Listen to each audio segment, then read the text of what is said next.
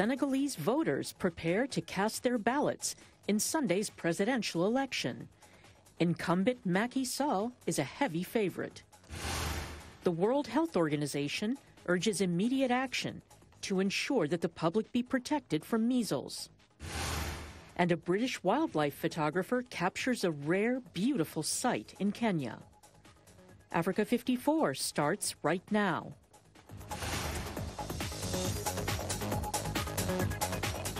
Good evening and welcome. I'm Vincent McCory. This is Africa 54. Senegal is gearing up for its presidential election on Sunday. Incumbent President Macky Sall is facing off against 4 other candidates. However, his main challengers are former Prime Minister and 3-time candidate Idrissa Seck, 59, and 44-year-old political newcomer Ousmane Sonko, who is popular among Senegalese youth. President Sall is touting new state-of-the-art public buildings being erected alongside concrete slums and dirt roads. The futuristic Diamniadio project is part of a $21 billion program Sall launched in his first term to fast-track Senegal's development.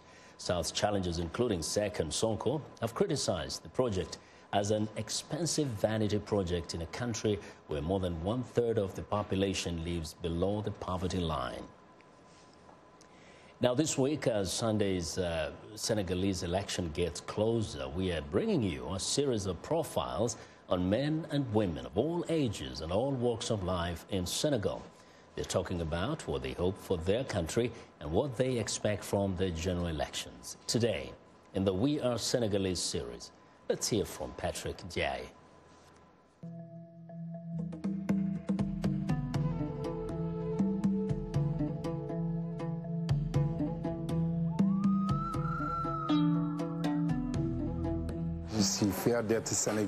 I'm proud to be Senegalese. Senegal is the country I was born in, the country in which my elders were born, where my great-grandfathers, great-grandmothers lived in.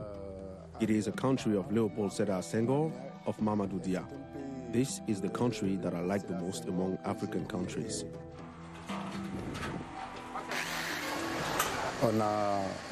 We have housing problems, work problems for the youth, and security problems, especially in the suburban areas like Grand Yoff.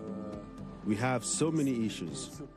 With President Macky Sall, things have started to improve little by little, but so far there is still a lot to be done, especially in the area of security and housing.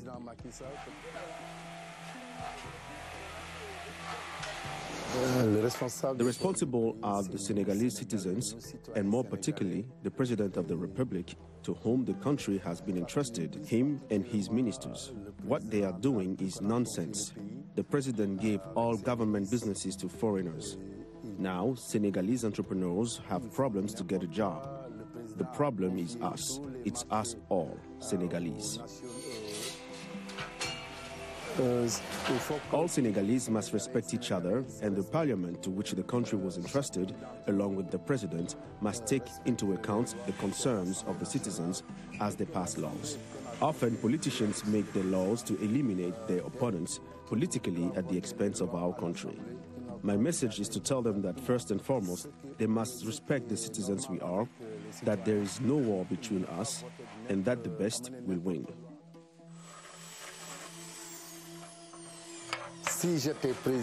If I were president, my first decision would be to review all the contracts signed by the government on oil and mining. My second decision would be to create a lot of factories so that the youth can work, especially in the northern region of Senegal. If we elect a new president, it will take more than a year for our lives to change. If President Macky Sall is re-elected, it may well be the continuity of his project, but the lives of Senegalese people will not change as we want.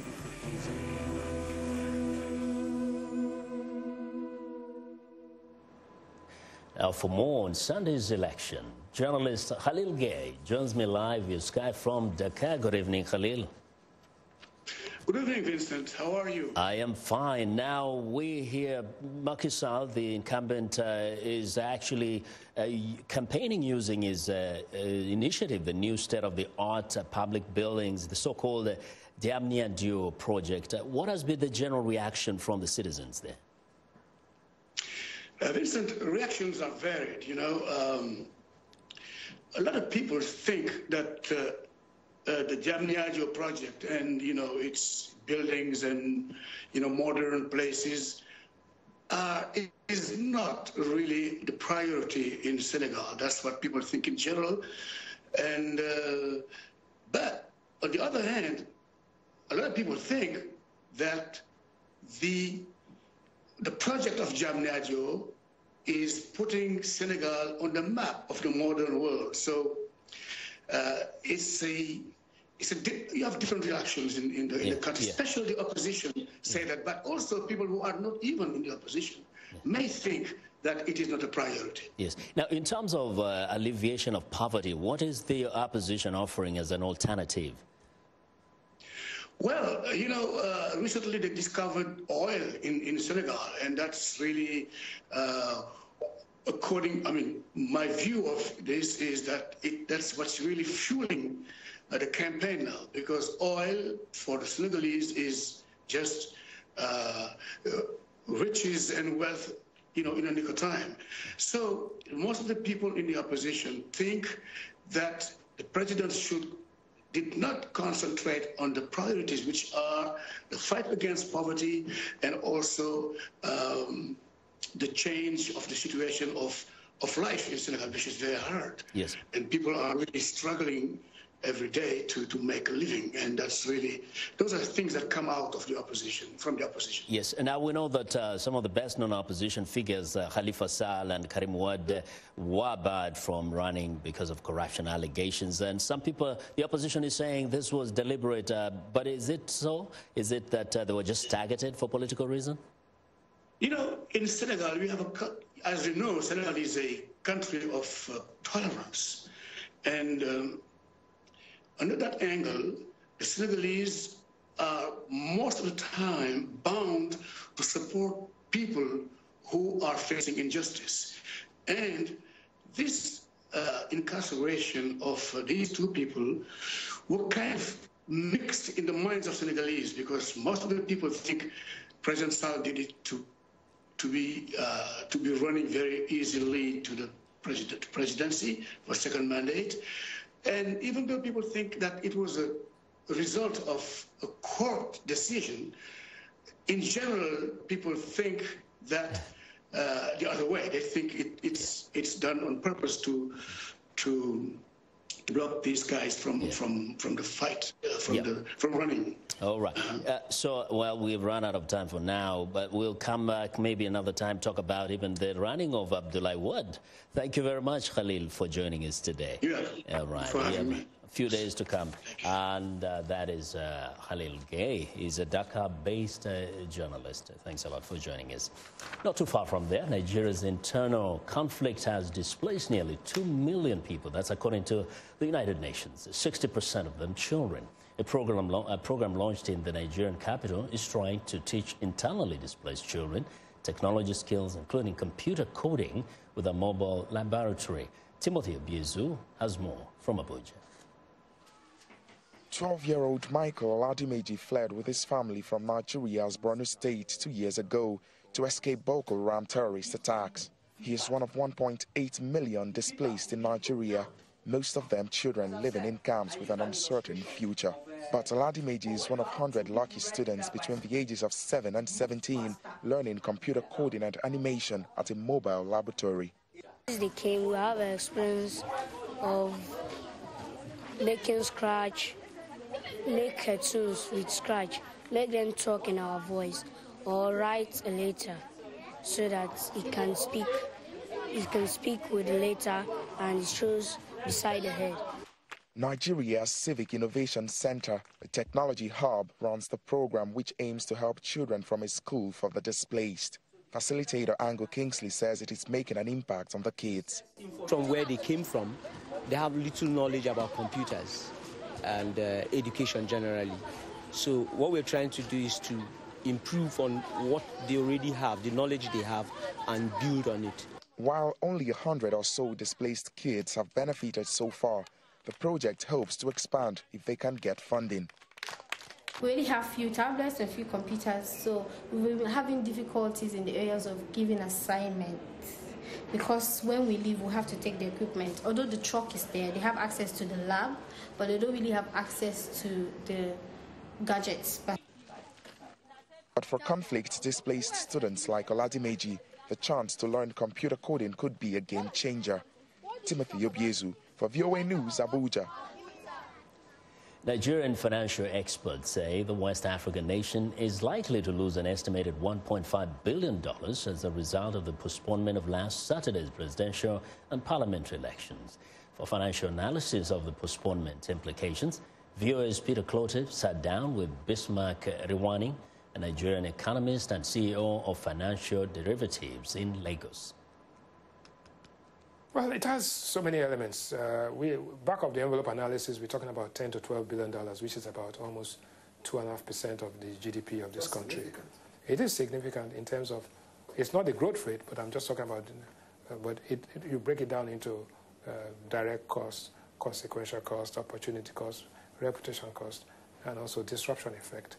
So when you take all of these things to put together, but back of the envelope analysis, there's 365 days in a year. The GDP is $427 billion. It comes to about $1.12 billion. That's the cost, direct cost. Then you take the INEC cost of trying to do the same thing, move the materials back and forth. So INEC budgeted $189 billion for the election. Divide that by 4, so you have times 2. You end up with about $200 million, right? Then you take the consequential cost. I had already booked a hall for a wedding, paid. I've printed invitation cards. I've done so many things. Now I have to do it all over again, right? So there is that consequential cost, which is, right? Not to talk of those who have traveled and have to come back and go back again, right? And that's what we call disruption cost, right? And then the fact that I had planned to do some other things before, right, with my downtime. I will not do those things. Neither will I actually vote. When you put it all together, one is a factor of the other, and it comes to about almost $10 to $12 billion, and that's significant. There are concerns that the Naira could take a hit, an anticipated hit. What are the financial implications? The political risk premium on the economy is high, and the political risk premium always plays out in the value of the currency. So it's too early. If on Sunday they reported riots and all sorts of things, there are things that happen, then, but if it goes smoothly, and we pray to God that it does happen, then we shouldn't start crying wolf. But it is a possibility that this could happen. You know, people were moving back and forth to go and vote. Will there be any financial implications of this, particularly with state-to-state commerce? I'm not so sure. There is a financial hit, but whether it's material is another issue. The reality is that 84 million registered voters. Let us take a factor of 10% of that, and take a factor of the 10% of the 10%, right? But let us say 8 million people may be nomadic voters, right? Of the nomadic voters, let us say 50% of the nomadic voters would have moved across states, right? Mainly in the southeast and in the north side. So let us say 4 million people, right, at best would have moved, some of them diaspora. It has serious implications. 4 million people is the equivalent of the total civil servants in this country, both federal and state put together. So if you move all the civil servants out of, all of them were to move and go back home, that is the equivalent of the number of people that would have gone home to go and vote. And when I talk about civil servants, I'm talking about state, federal, and local government. Some Nigerians are calling for a national dialogue to talk about the way elections are administered in this country. What are your thoughts? Nigerians need to discuss a lot of things. But the truth is that let us not confuse a management problem for a political problem or a revenue problem, which is the big problem here. We keep on thinking that Nigeria has a revenue problem. The reason why we got into a recession and stayed in a recession for some time was because of the revenue. Yes, the revenue compounded it, but fundamentally, underneath this, there's a management problem.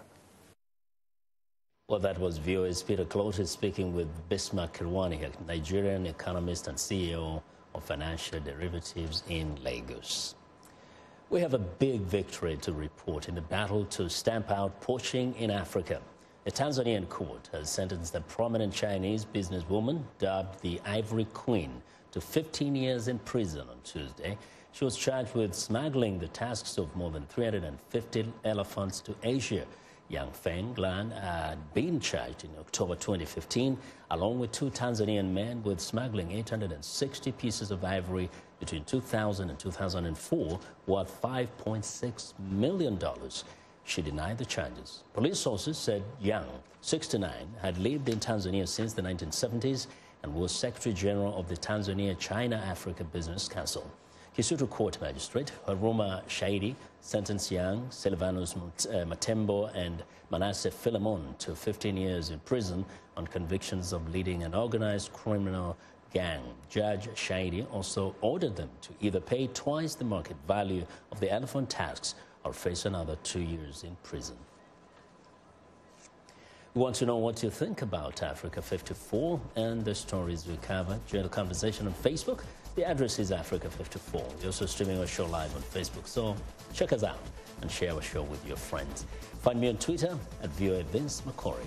Still ahead on Africa 54, the World Health Organization sounds the alarm on measles. But first, a look at Tuesday's headlines.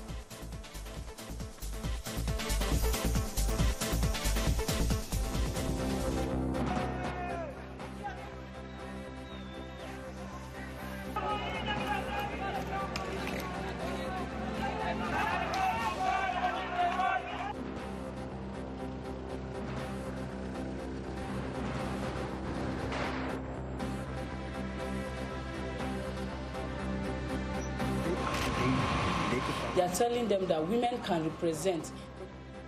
Women comprise like 47% of the total voting population.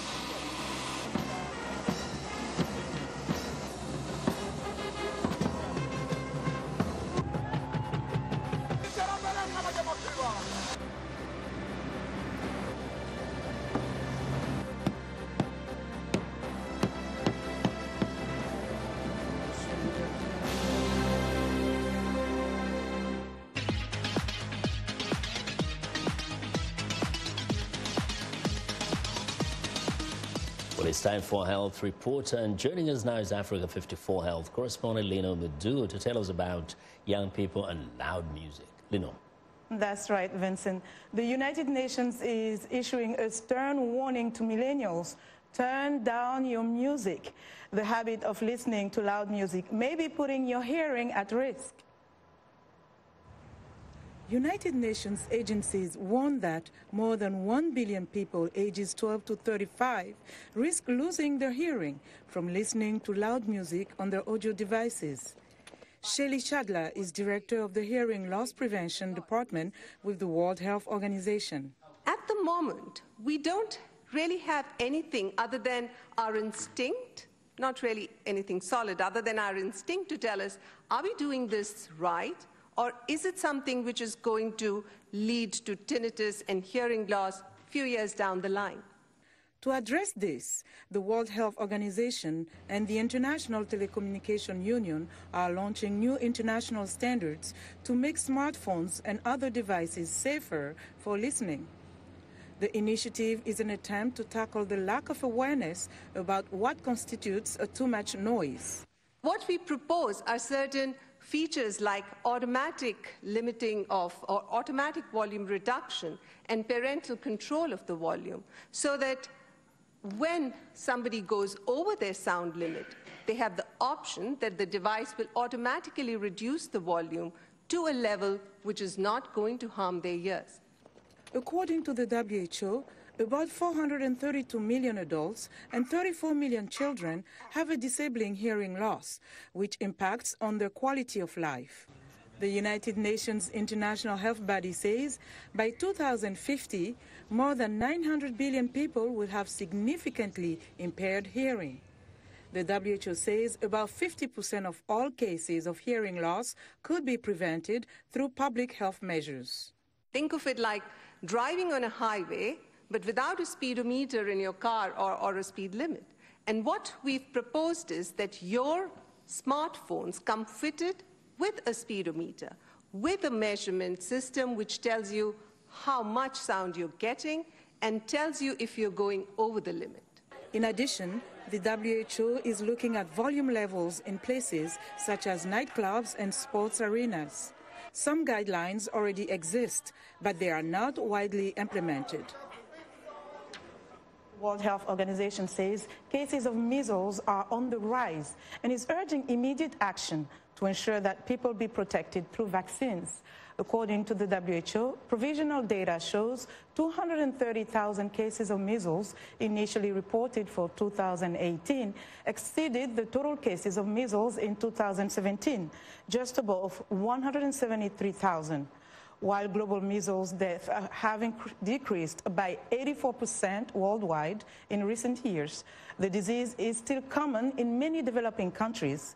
Currently, countries such as Madagascar, the United States, and Philippines are grappling with measles outbreaks. The WHO is calling on its partners to act with urgency, clarity, and appropriate tactics to close the gap in vaccine coverage and ensure measles vaccines are available, accessible, and delivered to all children who need them. Dr. Catherine O'Brien, Director of Immunization, Vaccines, and Biologicals for the WHO, outlines the following guidelines. The first recommendation is that every child should be vaccinated against measles on time and with the right number of doses. It's 2 doses of measles vaccine. The second recommendation is that governments really need to assure that the programs that they offer for measles vaccine are accessible to all families. The third recommendation is that we need to communicate real information about measles and about the vaccine. We need to assure that people have access to information that's correct, that's scientific, and isn't some scaremongering tactic. The fourth thing is that WHO is actively working with countries to respond to these measles outbreaks right now. And that means assisting countries to initiate and take on board campaigns where measles vaccine can rapidly get out to those communities where there are a large number of children who are not vaccinated. Measles is a highly contagious viral disease which remains an important cause of death among young children around the world, despite the availability of a safe and effective vaccine. Now, a new study conducted in the United States and Canada suggests that school-age children with asthma who are taught how to manage the condition may have fewer attacks, emergency room visits, and hospitalizations than those who are not. For the current study, researchers analyzed data from 33 prior studies that tested how well school-based asthma management programs help kids to avoid severe symptoms that can take a toll on their health and school performance. All of the smaller studies, including children with asthma from 5 to 18 years old, and randomly assigned some kids to get educated on asthma, while others went without this instruction. With the school-based asthma interventions, students were 30% less likely to visit the emergency room, suggesting they had fewer severe asthma attacks, according to a researcher's report in the journal Thorax. Asthma is a disease of the lungs in which the airwaves become blocked or narrowed, causing breathing difficulty. And that's our health report for today. To stay in touch, find me on Twitter @LeonoreMoudou. Vincent, back to you. Thank you. Very good information. Be sure to watch Lenore Moudou's health reports every Tuesday and Thursday right here on Africa 54.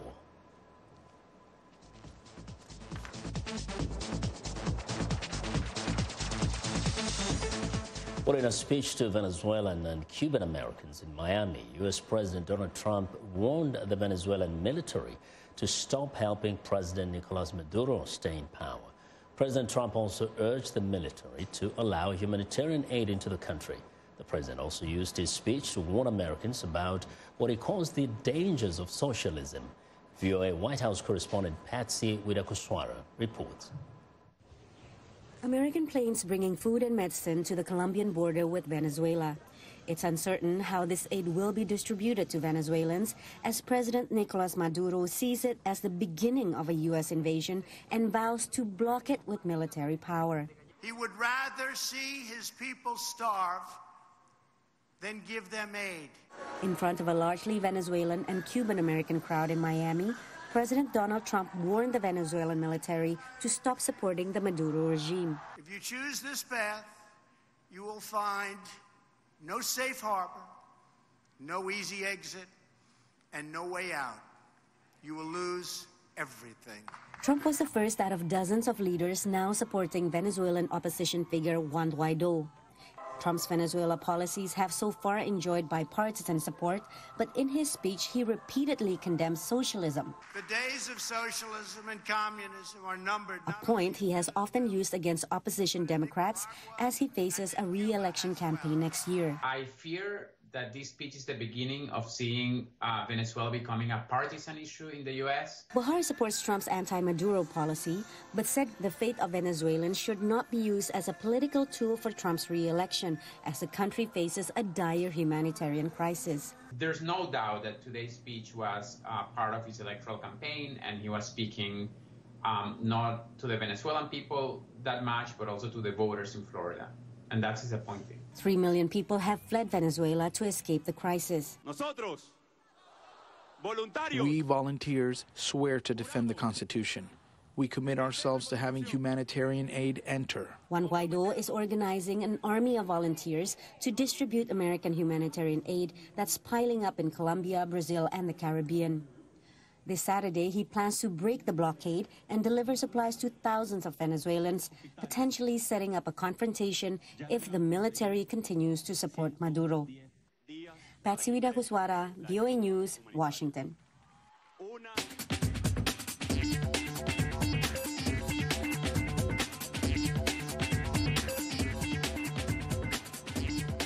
Well, and now here's what's trending. Images of rare African black leopard have been captured in Kenya.